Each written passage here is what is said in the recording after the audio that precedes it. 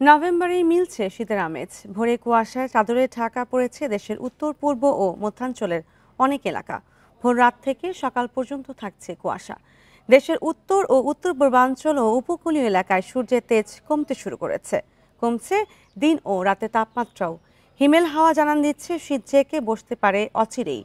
আবহাওয়া পরিবর্তনের কারণে ডায়রিয়া, নিউমোনিয়া, শ্বাসকষ্ট সহ শীতজনিত রোগের প্রকোপ বাড়ছে বিভিন্ন জেলায়।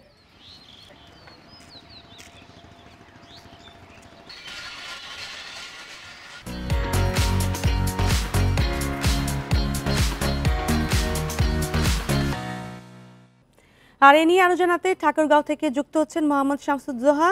শামসুজ্জোহা, ঠাকুরগাঁয়ে এই মৌসুমে শীতের আমেজ কতখানি টের পাওয়া যাচ্ছে এবং শীতের রোগ প্রকোপ কি বেড়েছে কিনা?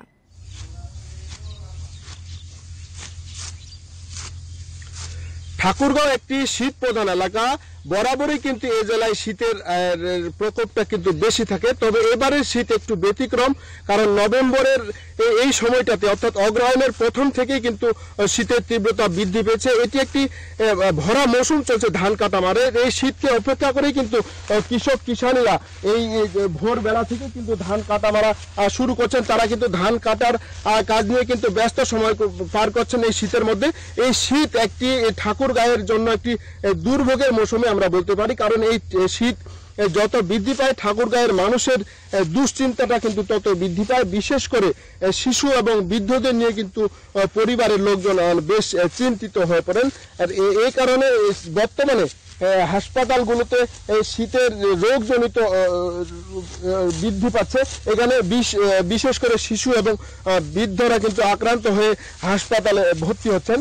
আর ঠাকুরগাঁও একটি শীত প্রধান এলাকা হওয়ার কারণে কিন্তু এখানে বিশেষ করে শীতকালীন শাক সবজি বেশি পরিমাণে আবাদ হয়ে থাকে। এই কারণে এই শীতকে অপেক্ষা করেই কিন্তু ঠাকুরগাঁয়ের কৃষক কিষানীরা শাক সবজি উৎপাদনে ব্যস্ত সময় পার করছেন। তবে বিশেষ যেখানে এই ঠাকুরগাঁয়ে একটি সমস্যা রয়েছে সেটি হচ্ছে ঠাকুরগাঁয়ের এই শীত প্রধান এলাকা এবং এখানে একটি কৃষি প্রধান এলাকা হওয়া সত্ত্বেও কিন্তু ঠাকুরগাঁয়ে আবহাওয়া অফিসের কোনো কার্যক্রম নেই। এই কারণে কিন্তু ঠাকুরগাঁয়ে এই যে আগাম শীত আসে বা শীত যায় এইরকম কিন্তু খবর ঠাকুরগাঁয়ের কৃষকরা পান না। এই কারণে কিন্তু চাষাবাদে একটি কিন্তু ব্যাপক ক্ষতির মুখে পড়েন কিন্তু চাষিরা, যেহেতু আগাম তারা কোনো খোঁজ খবর পান না। এবং প্রতিবারে কিন্তু শীতকে উপেক্ষা করেই কিন্তু ঠাকুরগাঁয়ের বিভিন্ন সরকারি এবং বেসরকারিভাবে কিন্তু শীতার্ত মানুষের জন্য শীত বস্ত্র কিন্তু বিতরণ করা হয়ে থাকে। তবে যেহেতু শীত অল্প কয়েকদিন মাত্র শুরু হয়েছে, এই কারণে কিন্তু শীত বস্ত্র বিতরণের কার্যক্রমটি কিন্তু এখনো শুরু হয়নি। তবে আমরা জেলা প্রশাসনের সাথে কথা বলে যদি জানতে পেরেছি অল্প কিছুদিনের মধ্যে কিন্তু শীত বস্ত্র বিতরণের কার্যক্রমটি শুরু হবে।